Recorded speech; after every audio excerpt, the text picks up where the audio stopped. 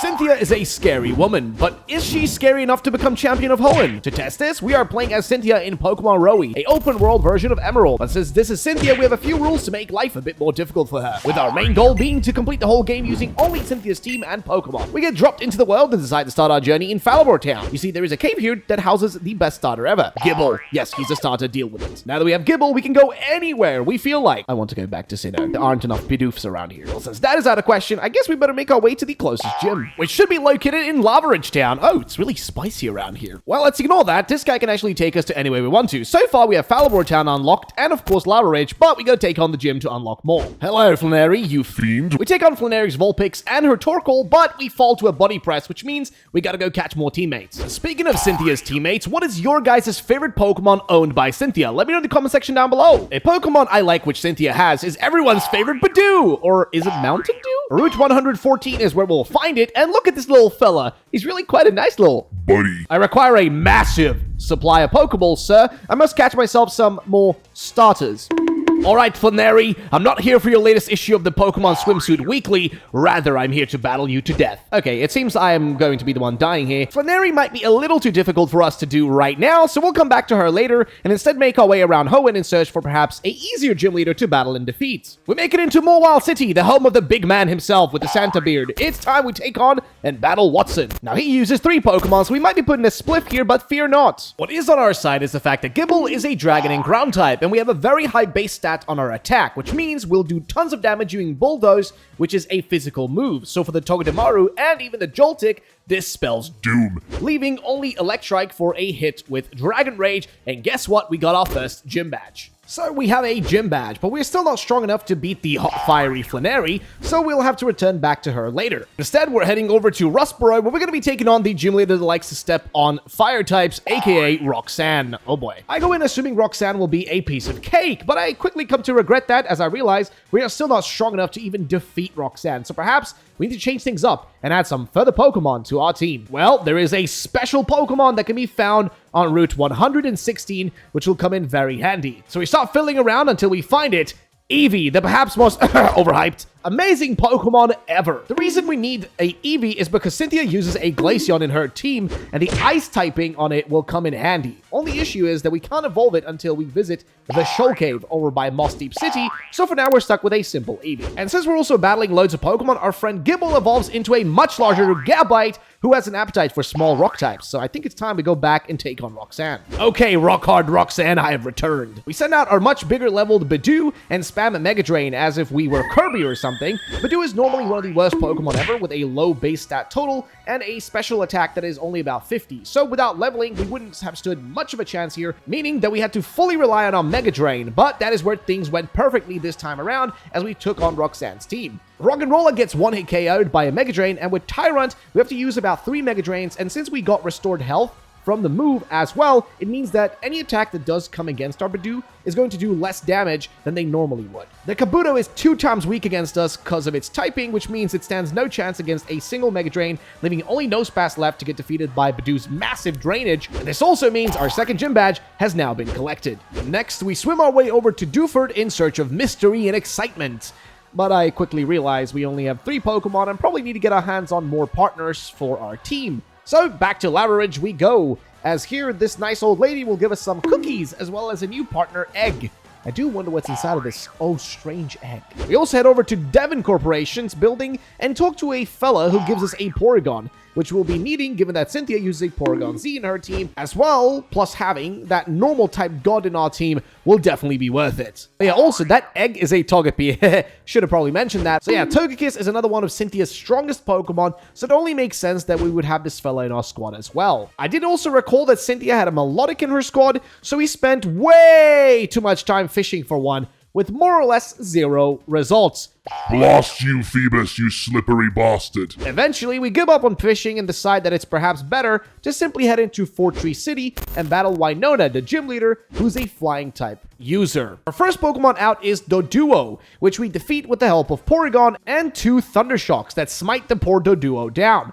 Sigilyph is out next, and here we're able to do some damage by using Recover a few times to stay alive before the Sigilyph's air cutter catches up to our poor little Porygon, leaving it dead in the water. So our useless little buddy Eevee comes in and decides to not be useless for once with a double bite, which is enough to defeat the Sigilyph. However, Murkrow is next and it takes down our Eevee, but not before we get a double kick in, which does a decent chunk of damage, leaving the Murkrow low enough to be taken down by our Badoo, which also comes in with a Stun Spore. So we have to rely on specifically Togepi to finish things up here, and then against the final Pokemon Swablu, we get one Ancient Power off before the round takes down our Togepi, but fear not, we still have Gabite with the Dragon Claw, and after one hit, the Swablu is defeated, and we have our third gym badge against Winona, but we need 4 gym badges to be able to go to Lilycove and buy the special rocks, the evolutionary rocks, like, Firestone, Waterstone, etc. We need 2 shiny stones. We go back to the river for some more Phoebus fishing attempts, which of course won't be fruitful whatsoever, given that Phoebus probably won't be caught by a mere fishing rod. Hey, why are you hiding there? I can easily tell you are not a real tree, you fool. After battling a fake ninja boy, our Badoo finally evolves into Roselia, and as I mentioned earlier, for us to evolve it, we do require a evolutionary shiny stone, which can be bought in the Lilycove department store after receiving 4 gym badges. So we entered a contest hall where we received the Poke Case, which we need if we want to go to the Safari Zone, which we passed earlier, and we then head back to the Safari Zone itself, where we might be able to capture ourselves a Riolu, which is a perfect Pokemon which Cynthia uses, as Lucario is part of her squad. However, I seem to either have been searching in the wrong place, or just have the worst luck ever, because I could not find a single Riolu. It's as if God himself came down and just said, "Nah, not today, boss man." So we give up on Riolu hunting and instead focus on our gym badge journey by heading back to Lilycove and surfing across the Great Blue Ocean to reach Mossdeep City, where we will also find a big old cave, the Shoal Cave to be more precise. Yes. So we head to the deepest parts of the Shoal Cave, as that is the only location where our Eevee can evolve into a Glaceon. And after only 1 level up, our Eevee is now a full-on Glaceon evolution, and we need some hot soup because it's freezing down here, man. And now that we've sorted that out, we head back to Doofa to give the gym a try. And now that we have a larger and stronger team, we should really be ready to get our 4th gym badge to unlock those evolutionary stones in Lilycove. Big man, boss man Brawly with his chiseled chest is ready for a fight. Glaceon is out first, and he uses a Monferno against us, which is a horrible combo, as we're weak to both his fire and fighting type moves, but fear not, as we survive a few flame wheels and actually defeat the Monferno with Glaceon with the help of Glaceon's double swifts, which are enough to take Son Goku here and send him back to the Dragon Ball Z universe. Hariyama is up next, and here we go for Icy Wind, which we outspeed with. And not only that, we also lowered the speed of Hariyama, which is very crucial because this Hariyama hits like a freaking truck. So having its speed lower, much lower actually, than any of our own Pokemon will help a lot. So when Gabite comes out, we make sure to use Bulldoze, which is also going to be handy, which does minimal damage. So we go for a Dragon Rage, which also does minimal damage. But fear not, a final Bulldoze is enough to take down this big guy. Beware of the Beware! Now this big fella sends our Gabite. I will send you to Jesus. So Roselia comes out instead, and lucky for us, we outsped and hit the Beware with Toxic, which poisons the Beware, meaning we can now slowly Mega Drain its health down, and the poison will help out a ton. Hawlucha is his second to last Pokemon, so we make sure to go for Toxic here as well, just to guarantee that the Hawlucha will not survive. It goes for a bounce though, but that doesn't really matter because the Toxic will still actually hit through the bounce, meaning that once Roselia falls here, it honestly makes no difference because the poison on Hawlucha is there, baby. So we slide in Porygon and cheese. I really mean cheese our way through this battle by spamming Recover over and over and over again and waiting for Hawlucha to fall to the poison damage, which eventually it does, leaving only Croagunk left to be defeated by a single Psybeam, meaning that we now have our 4th gym badge, y'all. So we fly back to Lilycove because here we can find those Precious evolutionary stones. We make sure to buy 2 shiny stones because both will be needed to evolve 2 of our Pokemon. In this case, one of them will be evolving our Roselia into a bouquet of flowers. Very fancy for a flower Pokemon. And the other one will also be needed for our Togepi later on. Now that we've sorted that out, it's actually time we head back to Petalburg and take on our father. Yeah, you guys know, he's not really Cynthia's dad, but in this game, it just makes sense. Either way, let's get into the battle against Norman. First out, he uses a Girafarig, which falls after 2 Mega Drains from our Roserade, with Slacking coming out next and hitting us hard with a Body Slam. Given how large this fella is, I'm surprised we didn't suffocate to death. We have to send out Gabite quickly after Roserade falls to finish things up with a Dragon Rage, which is enough to defeat the Slacking. Drampa comes out against Norman's side next, and here we can't do much as a single Dragon Pulse takes down our Gabite, which is one of those annoying things with Dragon-type Pokemon. They're extremely weak to their own typing. Lucky for us though, Icy Wind from Glaceon takes out Drampa, given that Dragon-types have a massive weakness against Ice-types, meaning that Staraptor is the next Pokemon we have to deal with. And here we go for Freezy Dry, which normally is a move which is super effective against specifically water types. But this time around, it does 248 damage, which is nuts, and it destroys Staraptor in a single hit. Diggersby is the final Pokemon. It goes for Dig, which is not enough to defeat our Glaceon, luckily, which means a single Freezy Dry is enough to defeat the Diggersby and give us our 5th gym badge. Sorry, Dad. Wait, never mind. You aren't even my dad. Why am I treating you like that? We go over to Verdanturf, a city or town, as here there is a lady who somehow knows the happiness of Pokemon. Are you a wizard, lady? So for Togepi to evolve, we need high happiness on it, but for that, we need to walk around a lot with it and give it some vitamins. Alright, chug chug, baby! And there it is, we now have Togetic, which evolves into Togekiss right away after we hand it the Shiny Stone. So there it is, ladies and gentlemen, we've got a full-on Togekiss now. Meaning now that a lot of our Pokemon are fully evolved. But there's still one friend we need to evolve. Our little buddy Porygon, who loves giving people seizures for some reason. So we head back to Lily Cove as we need to get the upgrade item and the dubious disc, as each is needed for us to evolve Porygon. Then we fly over to Slateport and give our upgrade to Porygon to hold it, and talk to this young fella who offers to trade our Porygon back and forth for us to evolve it. So there it is, Porygon 2. Now we just need to use the dubious disc, which is another item we bought earlier, and give that to Porygon 2 for it to be traded again to evolve it into Porygon Z. So there it is. Our team is now almost fully evolved, and we pretty much have a much more solid foundation. And there is one more teammate that should be added, a tiny little missing piece for our team to be more complete, and that would specifically be Spiritomb. But before we get little Spiritomb over at Mount Pyre, we'll be taking on the Moss Deep twins. Wait, you aren't related to that Tate, right? Oh, that would be really weird. Either way, Tate and Lisa are the ones we're going to be battling, so we hop right in. Since this is a double battle, we make sure to have Gabite and Togekiss out first, as they will dish out large amounts of damage together since they are the highest level Pokemon in our squad. We use Bulldoze first because Togekiss is flying, so we won't hit it with our own move here. Instead, the 2 Indeedee in front of us take loads of damage from it, and a Moonblast from Togekiss takes down one of them as well. Lunatown is out next, and we go for another Bulldoze to take down the Indeedee, and a Moonblast also comes in from Togekiss to finish the last one off. However, we don't do any damage to Lunatone in this case. Now they send out Solrock and Lunatone in front of us, and we have to go for Dragon Claw and Moonblast on the Lunatone, but apparently this Lunatone has the bone structure of a literal moon because it eats both attacks like it's nothing. And a Frost Breath takes down our Gabite in a single hit, so we switch in Roserade and Giga Drain the Lunatone one time for it to be defeated and hit a hard Moonblast on the Solrock, taking it almost down. Our Togekiss does end up falling to Solrock, so Gardevoir comes out instead from the enemy, and we send out Glaceon to help out. A Mega Drain, or Giga Drain in this case, against the Solrock does a lot of damage and defeats it, and Freezy Dry does a little bit of damage to Gardevoir, with Gallade also coming out next. So to make sure we don't lose here, we Sludge Bomb the Gardevoir, which is enough to defeat it, with Glaceon dying to a Zen Headbutt from the Gallade. But have no fear, with the Sludge Bomb hitting here on the Gallade, with a few Signal Beams also from our Porygon Z, it is enough to defeat the twins, and we have our 6th gym badge, and we're even closer to completing the journey now. We head out to sea for some further adventures and find Satopolis City, and I gotta say the location of this city is extremely unpractical because it genuinely is a horrible location. Because are you always supposed to dive to do anything here? I mean, imagine being a boat delivering stuff here. It just seems so unnecessary. Either way, it's time we battled Juan, who loves being a gentleman.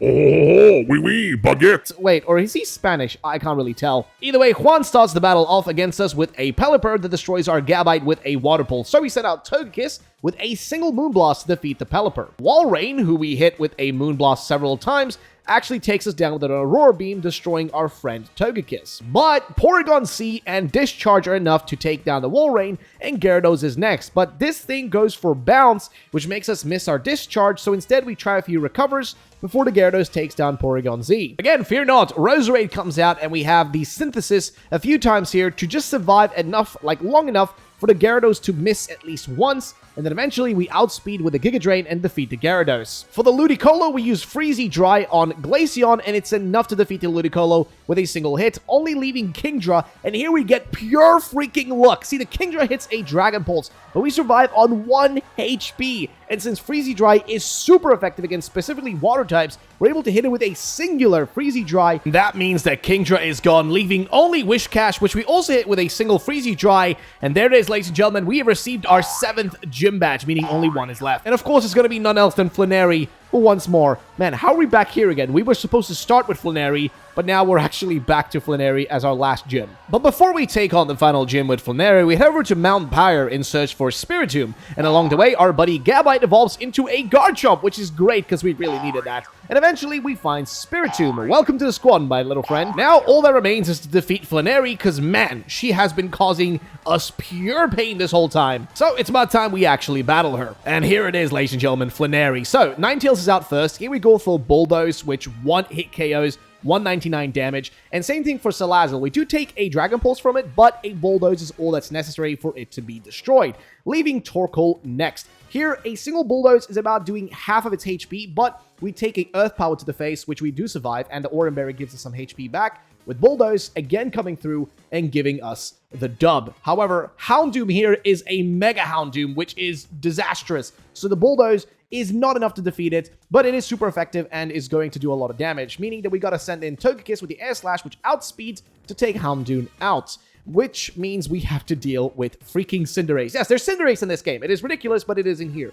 We get it confused, but a Gunk Shot does 191 damage, leaving us on 17 HP, so a second Water Pulse is able to do a little bit more damage, but not enough to defeat it. Iron Head takes us out, so a Sucker Punch from Spiritomb defeats it, leaving only Talonflame, and here we are pure luck, okay? This thing decides to Flare Blitz us, which means it does damage to itself. We go for a Sucker Punch, which doesn't kill it, but a Brave Bird from itself takes out Spiritomb and also Talonflame. So we get the win, and that means we have our final gym badge. We also receive a free Shiny Charm, which we're going to take real quick and run away before she wants it back.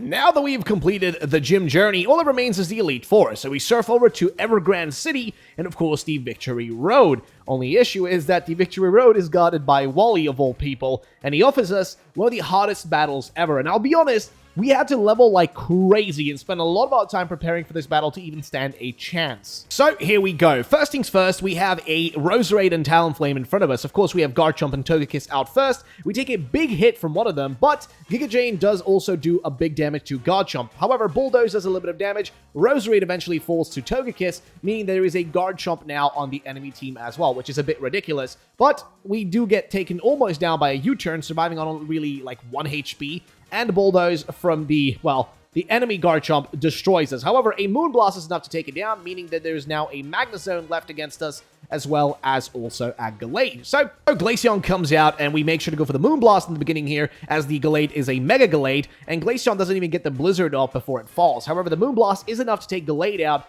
leaving us with a Magnezone in front of us. That hits us with a really, really strong shot right there. So Spiritomb comes in. Now it's a 3v3, I think. We've got Sucker Punch on this fella, and we also have Moonblast and Water Pulse. So we make sure to Water Pulse the Magnezone, which confuses it, which is honestly perfect. And since it is confused, we hope that it's going to miss, but it does actually hit the Thunderbolt, and Spiritomb falls as well, leaving only Porygon as well as Roserade left. So we're in a bit of a precarious situation right here. We got Tri-Attack, we got Zap Cannon, which are really inaccurate, but the Tri-Attack does eventually hit, and we also get some damage done on the Azumarill, leaving us in a pretty decent situation. They only really have, like, 3 Pokemon left, and 2 of these guys are really low, so the Energy Ball comes in and the Tri-Attack comes in, and those 2 are gone, leaving only 1 Pokemon, which is Talonflame. Now, we have 2 Pokemon here that are relatively weak against this fella, so it is a bit risky. We go for Sludge Bomb, which does enough damage to defeat the Talonflame, and that is it. The Wally battle is completed, and this one, I'm telling you, was really difficult. Like, this was genuinely one of the most difficult battles ever, but now that Wally is finally defeated, we can go and deal with the Elite Four, the last thing standing in our way between us and, of course, Glory. Now, I'll be honest, guys, a lot of things can go wrong here with the Elite Four, because the normal mode of this game is ridiculously strong. I mean, the actual Elite Four are ridiculously powerful, and when we tried to do it, it just didn't work. So instead, we decided to go out and catch ourselves a Riolu, so we can have ourselves a Lucario. Eventually, we do end up finding one, and we add it to our squad. And next, what we have to do is basically EV training and resetting the EVs on our Pokemon. We need to reset our EVs and get the perfect movesets on them to be able to actually defeat the Elite Four. And I really mean it. This took a long time. I spent hours trying to get this done correctly, and it was really painful. But eventually, we are ready. Now that we have Lucario in the team, we take out Glaceon, we are able to take on the Elite Four. So, Sydney is going to be the first Elite Four that we battle, and as you may notice, the battles against Elite Four in the normal mode are for some reason double battles, which is a bit problematic, because if it was singles, we probably would have won this way easier. Instead, I struggled for multiple hours trying to defeat this. Either way, we have spikes on our Roserade, which is something we kept trying to set up, making sure that we were able to more or less do some chip damage whenever a Pokemon was traded in. However, Roserade falls eventually to Greninja, and in this case, our Togekiss is able to survive a few hits from the Hydreigon, and we do have Citrus Berry on there, so we're able to survive it somewhat well. However, Air Slash comes out, and then the Greninja is gone. And I will point this out, that Greninja has Battle Bond, so it's pretty much an Ash Greninja, so we just kind of had this really horrible moment where I was like, we gotta make sure this thing doesn't have a chance to Battle Bond, because otherwise we are screwed. So, what do we have left to do? Well, next up is a Absol and Hydreigon here. And the thing with the Absol is, it's a Mega one. But that doesn't really matter because we're able to do about 207 damage with a Ice Beam coming in from Porygon. We are Choice Spec, I think, which means we are stuck with the move we choose. But it doesn't really matter because we get close combated by the, I guess, Absol in this case, which does lower its, special defense and whatnot. But again,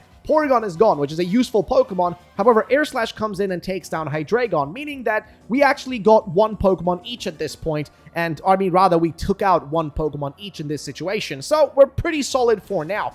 However, they still have 4 Pokemon to go. And in this case, we get hit by a return from the Absol, which is actually, I think, perfect here. It doesn't do enough damage. We try to Sword Stance with Garchomp once, which actually we end up being able to do. And the Air Slash from, of course, Togekiss does take out the Mega Absol, which means we're in a pretty good spot right here. But then, of course, the Gunk Shot comes in from Muck, which is a little bit more annoying, but it's not the end of the world. Of course, we only have really 3 Pokemon left. Lucario is in next. We do have a decent moveset on here, but again, the problem with our Garchomp, for example, is we just do not outspeed. And the problem, of course, with Lucario is we don't really have any super decent moves in this scenario. Like, Muck barely takes any damage there. The Fire Fang does do a decent chunk of damage against Honchkrow, though, almost taking it down, but it does end up still going for that Brave Bird, which does ridiculous amounts of damage to Lucario and pretty much takes him out. So we're in a bit of a bad spot, but doesn't really matter. The Honchkrow takes itself out with that attack. The Crunch comes in, and we also get poisoned on Garchomp, which is horrible. It really is the worst case scenario. So I'm going to be honest, here we get lucky that Scale Shot does end up hitting the Malabar, and we're able to take it pretty much down here with 3 hits, which,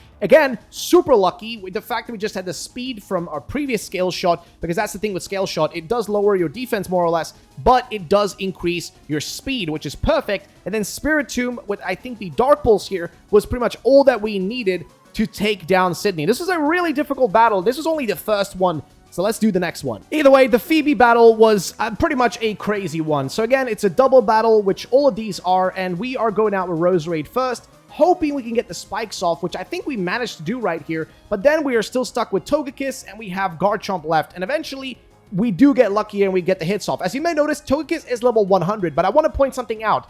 In the normal mode of this game, once you hit level 75, you don't actually gain any more stats. So our Pokemon are essentially really just level 75. The level that you see right here doesn't actually matter because the stats don't increase past level 75 until you defeat the champion. Then your stats will increase as you go above level 75 and so on. But basically at this point, we're in a weird situation because it doesn't really matter if we do over leveling or not. It doesn't increase our stats, which is why we had to do EV training and all that kind of stuff and make sure we got the right abilities. So we use ability capsules to get the perfect stuff set up. So in this case, in this scenario, we're lucky that we have our squad with, Spiritomb and Porygon Z here because they're able to take down Delmice as well as the Golurk. And there's only one Pokemon left now, which is a Doublade. And this battle, like I said before, took a while. We tried this multiple times. We tried a different combination. We tried one run where we went with Glaceon, but you'll know why Glaceon was a bit of a bad choice because we get kind of stuck with it at a later point. But nonetheless, this took a long amount of time. And eventually, after another Dark Pulse here, we're able to do quite a lot of damage to the Doublade. It is still alive though, but it does flinch, which is incredible. I was so happy at this point. I was genuinely screaming in happiness. But eventually, we do take down Phoebe, which means we have our second Elite Four sorted. So, next up is going to be Glacia. And in this case, this battle was pretty much impossible. We had to do multiple tests multiple tries until eventually we got lucky enough to get all the way down to her final cloister. And here, Togekiss is good enough to be able to defeat it, and the rest of our team is able to come through clutching it in the end. But I'm gonna be honest, this battle was ludicrous. It took forever until we actually ended up defeating it, when we had to like use a few full restores to make sure we'd be able to live through it. But either way, after Glacia comes one of our easier battles, but actually one of our more fun battles. It's against Drake. Now, he has a Dragonite and Dragalge out first. We, of course, make sure to set up our spikes, and we try to go, I think, here for Nasty Plot just to get that special attack, you know, up a little bit on our Togekiss, because if we can get a few hits off, we could do a decent amount of damage.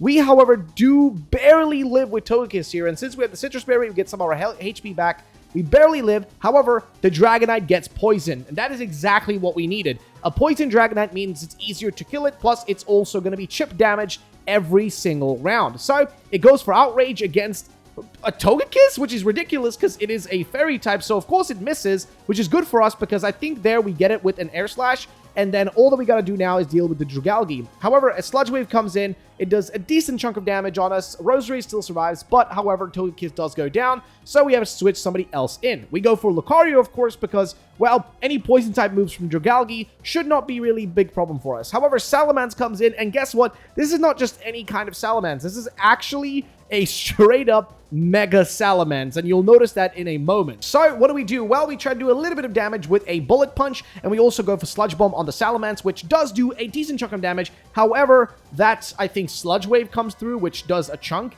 And of course, Dragalge does get hit there in the end as well. But again, it's a lot of hit and miss here. We're getting a lot of hits, missing a lot of hits. It is what it is. However, we go in with Garchomp here, hoping that maybe we can get 1 or 2 hits off. Again, do remember, he's using a lot of Dragon types, which is actually an advantage for us because we have a lot of moves that can be super effective against it. Of course, if we had Glaceon, we would have been even more effective, but it doesn't really matter because Scale Shot is enough to take down Dragalge. Our speed does go up, but our defense gets lowered, which is again the issue with, Scale Shot. However, Haxorus is out next. It does take some damage from the spikes and also Flygon, and it's actually a shiny. Yes, it's a shiny Flygon of all things, which, of course, is cool and all, but it is a problem for us, and it's a problem that I'm not really happy with. So we go for Scale Shot here again. Flygon gets hit by it. We get, I think, 3 hits or so in, which is perfect because that takes down the Flygon. Also, again, boosting our speed, but making our defense very low, which is very risky. But again, it's a risk versus reward type of thing. So when the Outrage does come, we take 783 damage, which is ludicrously ridiculous. Like, it's insane.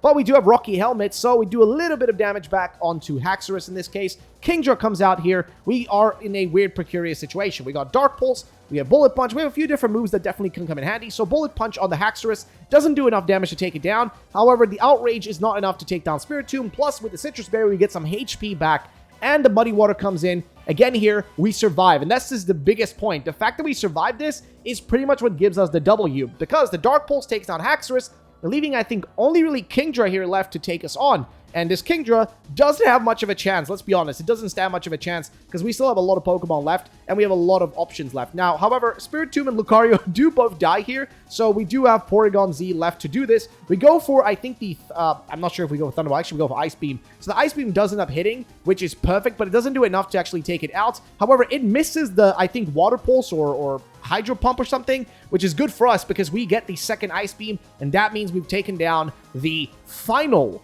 Elite Four member, meaning there's only one left, which is the champion Wallace. Now, of course, I prefer Steven, but it is what it is. Wallace is here, and it's time to battle him. Of course, his team is going to be a lot of water types, which is a little bit problematic. Well, first of all, Ludicolo here and Kabutops are the 2 first Pokemon that we deal with. Of course, we end up losing Roserade early on, but again, we do have some heals and stuff that we can use because this is the Elite Four, and in this case, we literally couldn't win it without it. It's literally impossible. But again, we're lucky here that we're able to do some decent amount of damage. Ludicolo is gone now, which was a very problematic Pokemon. Scale Shot on the Kabutops is enough to take it down here, which is perfect, leaving now Melodic to be dealt with, and as well as a few other Pokemon. So, after Kabutops is gone, what do we have to go for? Well, Melodic is going to get hit by a few different things. It does end up flinching here, which is good for us. Starmie comes in next. It also gets hit a bit by the spikes, which you set up at the beginning of the match. And of course, here we just have to kind of pick what is the best choice to go for. Scale Shot is going to again come in. We hit the first time. It's a critical hit, which is great. Second time, it doesn't do as much damage. However, we get about 3 hits in, and